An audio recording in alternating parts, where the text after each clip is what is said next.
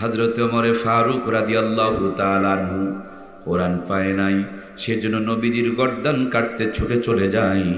যখন তিনি কোরআনের তেলাওয়াত শুনতে পেলেন, জীবনটা পরিবর্তন হয়ে গেল। খোলা তরবারি নিয়ে নবীজির কান্না কাটানোর জন্য ছুটে চলেছেন। পথিমধ্যে বন্ধুরা ডাকতে বলেন, ওমর, মুহাম্মদের তো কান্না কাটতে যাও, কিন্তু তুমি কি জানো তোমার বোন ভগ্নিপতি তারা মুহাম্মদুর রাসূলুল্লাহর হাতে হাত দিয়া মুসলমান হয়ে গিয়েছে। তিনি রাস্তা পরিবর্তন করলেন, এবার বনের বাড়িতে রওনা করলেন। গিয়া দেখেন কি সুন্দর কোরআনুল কারীমের তেলাওয়াত চলছে। দরজা আঘাত করলেন, ভাইয়ের শব্দ পেয়ে তারা কোরআনুল কারীমকে লুকিয়ে ফেললেন। ভাই দাদা ক্ষিপ্ত হয়ে গেলেন, তোমরা মুসলমান হয়ে গিয়েছো, বাপদাদার ধর্মের চুনকারি লাগিয়ে দিয়েছো, কোথায় কোরআনুল কারীম, তোমরা আমার হাতে দাও। বনে বললেন, ভাই তুমি এখনো পর্যন্ত নাপাক, তোমার হাতে এই পবিত্র গ্রন্থ দেওয়া যায় না। সুবহানাল্লাহ। পৃথিবীর এমন একটাই গ্রন্থ যেটা অপবিত্র অবস্থায় স্পর্শ করা যায় না, সেটি হলো আল কোরআন। সুবহানাল্লাহ বলেন। প্রাণপ্রিয় ভাইয়েরা আমার, হযরত ওমর ফারুক বললেন, যদি আমার হাতে না দাও তাইলে আমাকে একটু কোরআনুল কারীমের তেলাওয়াত আর একবার শোনাও। বনে তেলাওয়াত করতে শুরু করে দিলেন। কাট্টা কাফেরের কলিজার মধ্যে কোরআনুল কারীমের তেলাওয়াতের ধাক্কা লাগতে শুরু করলো। কেমন পাওয়ারফুল, কেমন চার্জওয়ালা এক কিতাব। একটা কাট্টা কাফেরের কলিজায় যখন কোরআনের তেলাওয়াতের ধাক্কা লাগতে শুরু করেছে, মুহূর্তের মধ্যে কুফরি কুরবানি করে দিয়া তিনি নবীর হাতে হাত দিয়া মুসলমান হওয়ার জন্য রওনা করে দিয়েছে। সুবহানাল্লাহ। আমার ভাইয়েরা, কোরআনুল কারীম যখন তিনি তেলাওয়াত, কোরআনুল কারীমকে বুকের মধ্যে নিয়ে যখন তিনি কালেমা পড়লেন, কালেমা পড়ার পর ইসলামের সৈনিক হয়ে গেলেন, বীর পুরুষ হয়ে গেলেন। আমার ভাইয়েরা, মরার পরে জান্নাতে যাবে, কিন্তু মরার আগেই তাদের জন্য জান্নাতের সার্টিফিকেট পাঠিয়ে দিয়েছেন কে? মরতে হয় নাই, এখনো মারা যায় নাই, কিন্তু কালেমা পড়ার পর, কোরআন নিজের জীবনে ধারণ করার পর আল্লাহ তাবারক তাআলা এমন এক মর্যাদা দান করেছে, মুহূর্তের মধ্যে তার জীবন চেঞ্জ হয়ে গিয়েছে। মরার পরে জান্নাতে যাবে, মরার আগেই আল্লাহ জান্নাতের সার্টিফিকেট বরাদ্দ করে দিয়েছেন। সুবহানাল্লাহ।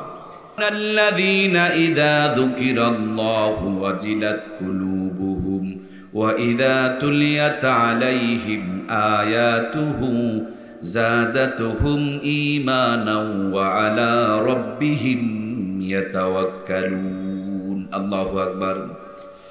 আল্লাহ বলেন, যখন মুমিনদের সামনে কোরআনুল কারীম থেকে তেলাওয়াত করা হয়, যাদাতুহুম ঈমানা, আল্লাহ তাআলা আমাদের ঈমানকে বাড়িয়ে দেয়। জোরে বলুন সুবহানাল্লাহ। কোরআন শুনলে যদি ঈমান বাড়ে, নাচার গান যাত্রা দেখলে তাইলে ঈমান নিশ্চয় কমে। আমার প্রিয় ভাইয়েরা, আজকে তো কোরআনের চার্জ, ঈমানের চার্জ আমরা গ্রহণ করি না, বরঞ্চ যে কাজগুলো করলে ঈমান ড্যামেজ মেরে যাবে, ঈমান নষ্ট হয়ে যাবে, ঈমান হারা হয়ে যাবে, ওই কাজেরই প্রতিযোগিতা চলে। কথা বলুন ঠিক কিনা? তাহলে আমার প্রাণপ্রিয় ভাইয়েরা, আল্লাহ রাব্বুল আলামিন ৩.৫ হাত বডি নামক একটা মোবাইল ফোনের মতন সেট দান করলেন। বাম স্তনে ২ আঙ্গুল নিচে আলা ওয়াহিয়াল কালব নামক একটা ঈমানের সিম কার্ড দান করে দিলেন। আবার আপনার আমার ঈমানের চার্জ গ্রহণ করার জন্য আল্লাহ রাব্বুল আলামিন চার্জ দেওয়ার জন্য, চার্জ নেওয়ার জন্য কোরআনুল কারীম নামক একটা সংবিধান দান করলেন। যখন মানুষ কোরআন থেকে তেলাওয়াত শুনবে, আলোচনা শুনবে, আল্লাহ ঈমানকে বাড়িয়ে দিবে। জোরে বলুন সুবহানাল্লাহ। চতুর্থ নম্বরে যেই নিয়ামত খানা দরকার, সেটি হলো নেটওয়ার্ক। যুগে যুগে অসংখ্য নেটওয়ার্ক এসেছিল, সবচেয়ে দামি একটা নেটওয়ার্ক আল্লাহ তাআলা আপনার আমার জন্য দান করেছেন। সেই নেটওয়ার্কটার নাম হচ্ছে মুহাম্মদুর রাসূলুল্লাহ সাল্লাল্লাহু আলাইহি ওয়াসাল্লামের নেটওয়ার্ক। যখন মুহাম্মদুর রাসূলুল্লাহ আসে নাই, তখন আদম আলাইহিস সালামের নেটওয়ার্ক ছিল, তারপর ইব্রাহিম আলাইহিস সালামের নেটওয়ার্ক এলো, এরপরে মুসা কালিমুল্লাহর নেটওয়ার্ক এলো, তারপরে আমার ভাইরা ঈসা রূহুল্লাহর নেটওয়ার্ক এলো। এখন গোটা দুনিয়াতে একটাই নেটওয়ার্ক চলতেছে, সেই নেটওয়ার্কের নাম মুহাম্মদুর রাসূলুল্লাহ সাল্লাল্লাহু আলাইহি ওয়াসাল্লাম। এই চারখানা গুণ নিয়া আল্লাহর কোনো বান্দা, আল্লাহর কোনো বান্দি আল্লাহকে যদি ডাক মারে, আমার আল্লাহ কোরআনুল কারীমের মধ্যে ঘোষণা দিয়ে বলেছেন, ওয়া কানা হাক্কান আলাইনা নাসরুল মুমিনিন। মুমিন যদি বিপদে পড়ে সহযোগিতা চাই, আল্লাহ বলেন আমার জন্য সাহায্য করা ওয়াজিব হয়ে যায়। সুতরাং প্রিয় ভাইয়েরা, আবার তাকিয়ে দেখুন মুমিন কারে বলে, ইমানের পাওয়ার, ইমানের জোর কারে বলে। হযরত ওমর ফারুক রাদিয়াল্লাহু তাআলা আনহু কোরআন পায় নাই, সেজন্য নবীজির গর্দান কাটতে ছুটে চলে যায়। যখন তিনি কোরআনের তেলাওয়াত শুনতে পেলেন, জীবনটা পরিবর্তন হয়ে গেল। খোলা তরবারি নিয়ে নবীজির কান্না কাটানোর জন্য ছুটে চলেছেন। পথিমধ্যে বন্ধুরা ডাকতে বলেন, ওমর, মুহাম্মদের তো কান্না কাটতে যাও, কিন্তু তুমি কি জানো তোমার বোন ভগ্নিপতি তারা মুহাম্মদুর রাসূলুল্লাহর হাতে হাত দিয়া মুসলমান হয়ে গিয়েছে। তিনি রাস্তা পরিবর্তন করলেন, এবার বোনের বাড়িতে রওনা করলেন। গিয়া দেখেন কি সুন্দর কোরআনুল কারীমের তেলাওয়াত চলছে। দরজা আঘাত করলেন, ভাইয়ের শব্দ পেয়ে তারা কোরআনুল কারীমকে লুকিয়ে ফেললেন। ভাই দাদা ক্ষিপ্ত হয়ে গেলেন, তোমরা মুসলমান হয়ে গিয়েছো, বাপ দাদার ধর্মের চুনকারি লাগিয়ে দিয়েছো, কোথায় কোরআনুল কারীম, তোমরা আমার হাতে দাও। বনে বললেন, ভাই তুমি এখনো পর্যন্ত নাপাক, তোমার হাতে এই পবিত্র গ্রন্থ দেওয়া যায় না। সুবহানাল্লাহ।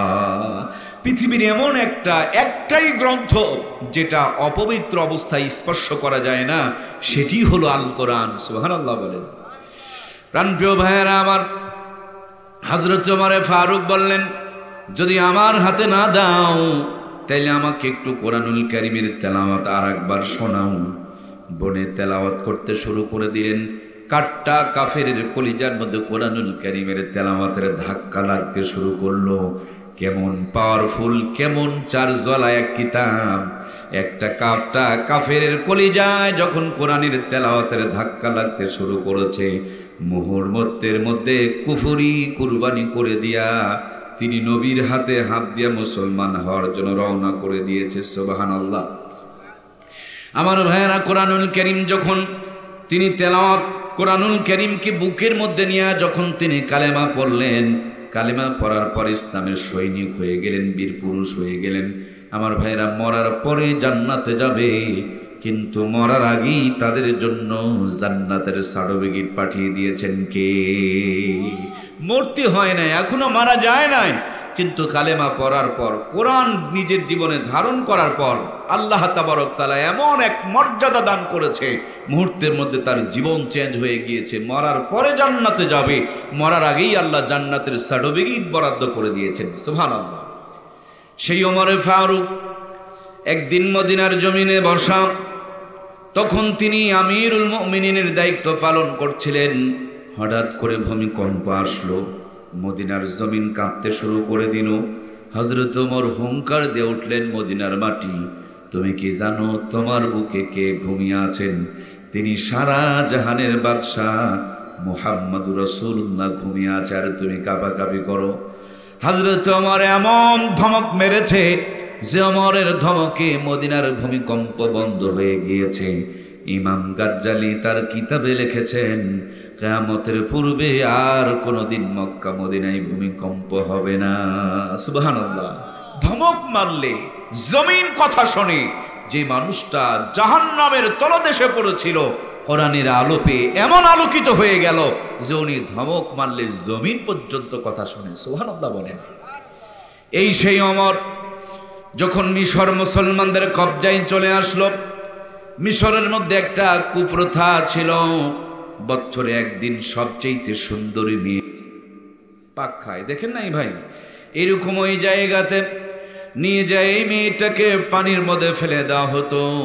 মানুষেরা নাচতো, মানুষেরা গান গাইতো, আনন্দ করতো, আর বলতো, নদী আমাদেরকে পানি দেয়, আমরা নদীকে ভোগ দিলাম, নদীকে বধূ বিসর্জন দিলাম, নদীর জন্য আমরাও আমাদের ত্যাগ আর কুরবানি করলাম।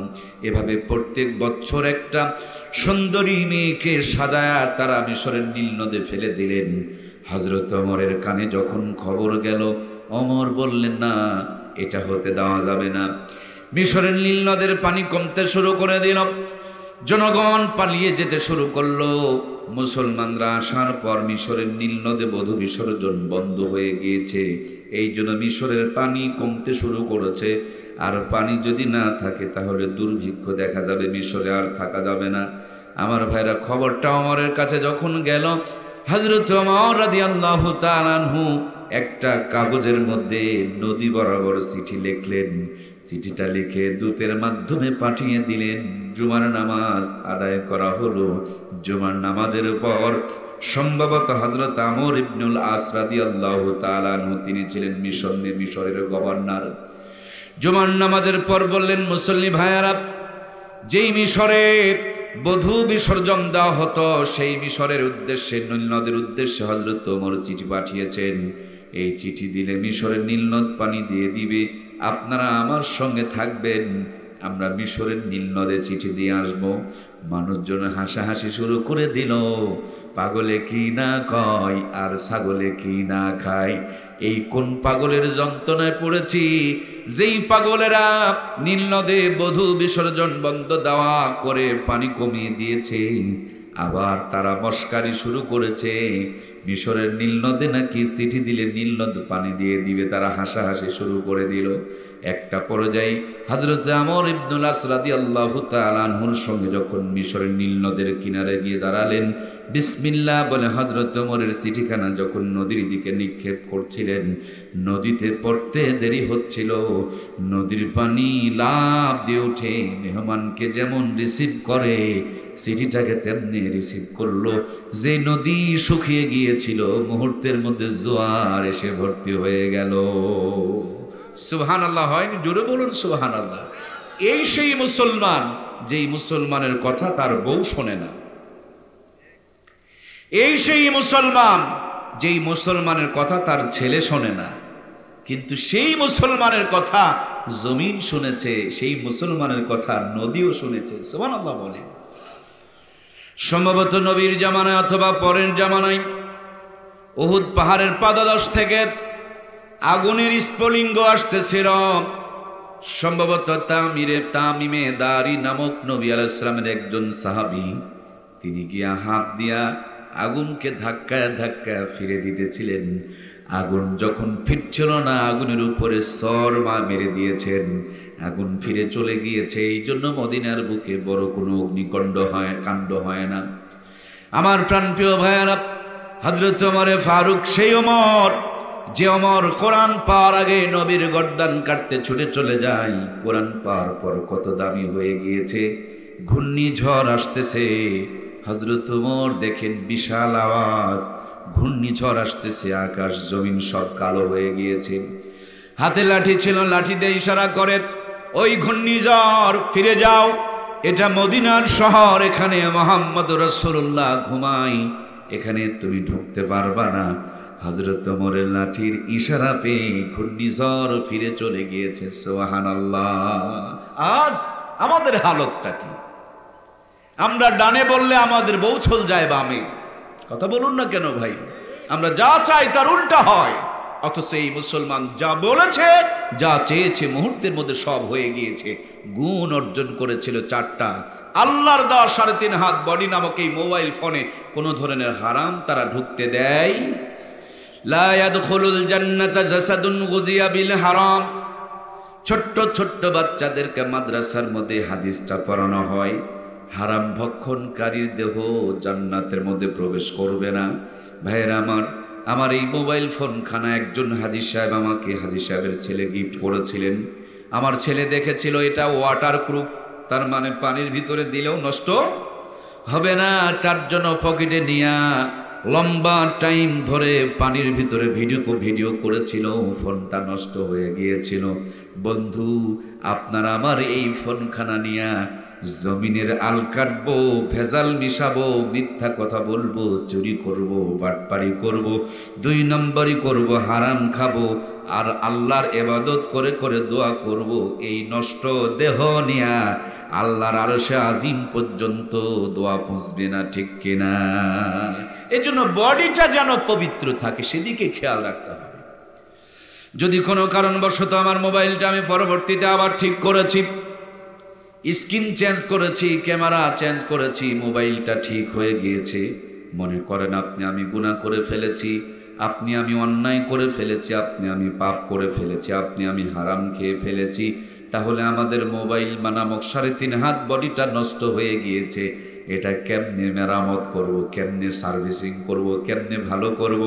মোবাইল যেমন ঠিক করার তরিকা আছে, পদ্ধতি আছে, মেকারের কাছে নিয়ে গেলে ঠিক হয়ে যায়, তেমনি 3.5 হাত বডি খানা, দেহ খানা পবিত্র করার জন্য তরিকা আছে, পদ্ধতি আছে। হজে পাঠায়া দাও, চরমনায় পাঠায়া দাও, বাংলা হিলি মাদ্রাসায় বড় কোনো মুহাদ্দিসের কাছে বসায়া দাও, তাও যদি না পারো বাউনা মাদ্রাসায় পাঠায়া দাও, সেখানে আল্লাহর বান্দা যখন নামাজ পড়ে চোখের পানি ছেড়ে দোয়া করবে, তওবা করবে, আল্লাহ রাব্বুল আলামিন ঘোষণা করে দিয়েছিলেন, ইয়া আইয়ুহাল্লাযীনা আমানু তুবু ইলাল্লাহি তাওবাতান নাসুহা, আমার ইমানদার বান্দা বান্দিরা, তোমরা যদি খাস দিলে তওবা করে দাও, তোমাদের জিন্দেগির সব গুনাহগুলোকে মাফ করে দিবেন কে?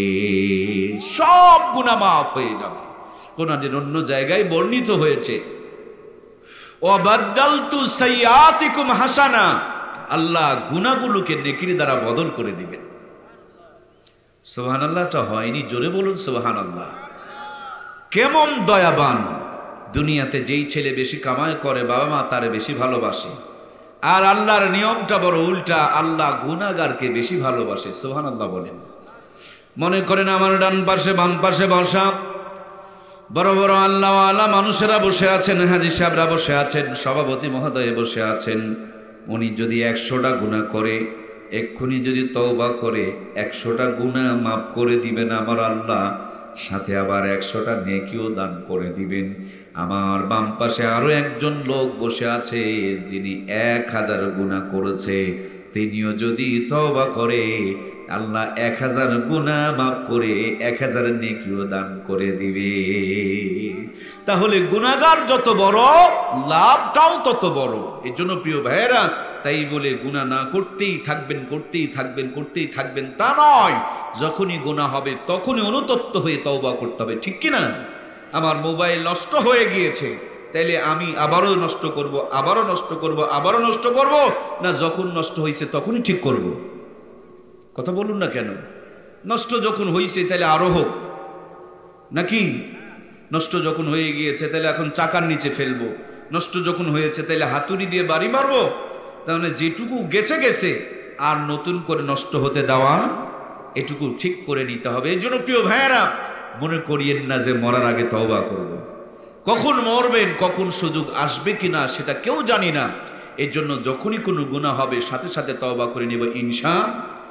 জমিনের আল কেটে কেটে 8 কাঠা জমিনে বানিয়েছেন 12 কাঠা, জমিন ফিরিয়ে না দিয়ে তওবা করলে এই তওবা কবুল? 3 জন কইলেন হবে না, বাকিরা কি মনে করছেন হবে নাকি? ও, আপনারা এই কাম করে রাখছেন তার জন্য বলতে সমস্যা মনে হচ্ছে। যার যে হকগুলো মেরেছেন সে হকগুলো তার কাছে ফিরিয়ে দিতে হবে, কারণ বান্দার হক আল্লাহ মাফ করবেন। আল্লাহর হক যে কোনো মুহূর্তে আল্লাহ তাআলা মাফ করে দিতে পারেন, সুবহানাল্লাহ।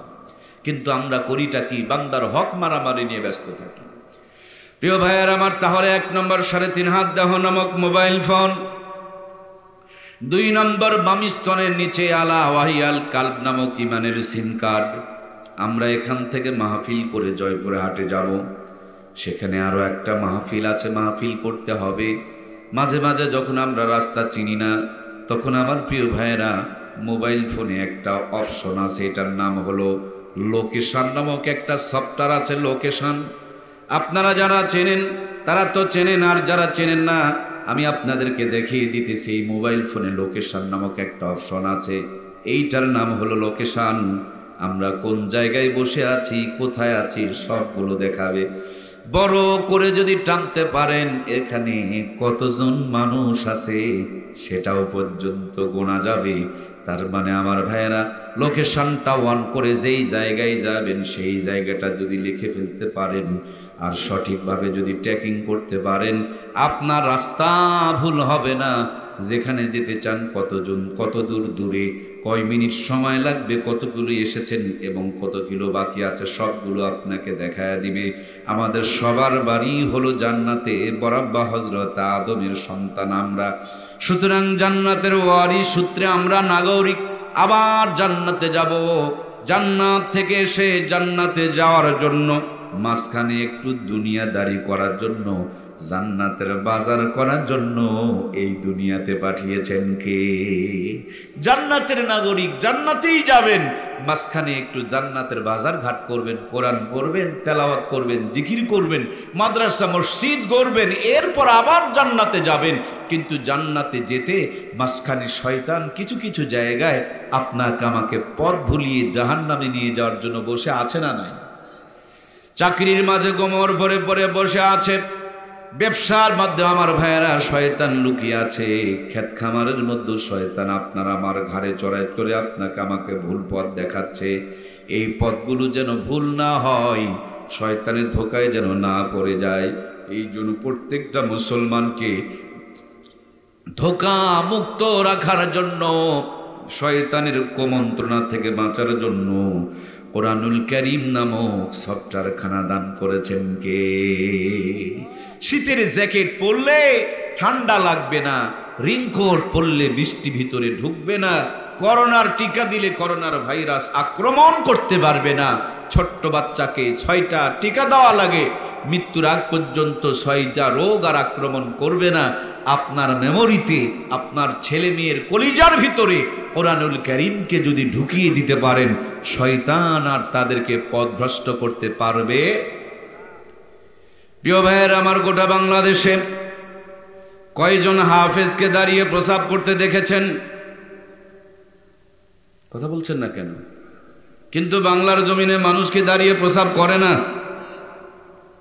আমার ভাইয়েরা, এই বাংলার জমিনে বৃদ্ধাশ্রমে অনেক মানুষ আছে, কিন্তু আজ পর্যন্ত বাংলার জমিনে কোনো বৃদ্ধাশ্রমে আলেম হাফেজের বাপ মাকে খুঁজে পাওয়া যায় না। এই বাংলার জমিনে অনেক ভাইয়েরা আছেন, বউকে সুন্দর করে পাতলা কাপড় পরায়া, বিউটি পার্লারে সাজায়া, 3.5 লাখ টাকার মোটর সাইকেলে চড়ায়া, 150 টাকা লিটারের, 130, 35, 25 টাকা লিটারের পেট্রোল লোড করে নিয়ে ভোঁ ভোঁ করে গাড়ি টানে, আর মার্কেটে মার্কেটে নিজের বউকে দেখায় জেনার গুনাহ কামাই করে, আছে না নাই? কিন্তু কোনো আলেম মানুষকে এই কাম করেছে? কথা বলুন, করেছে?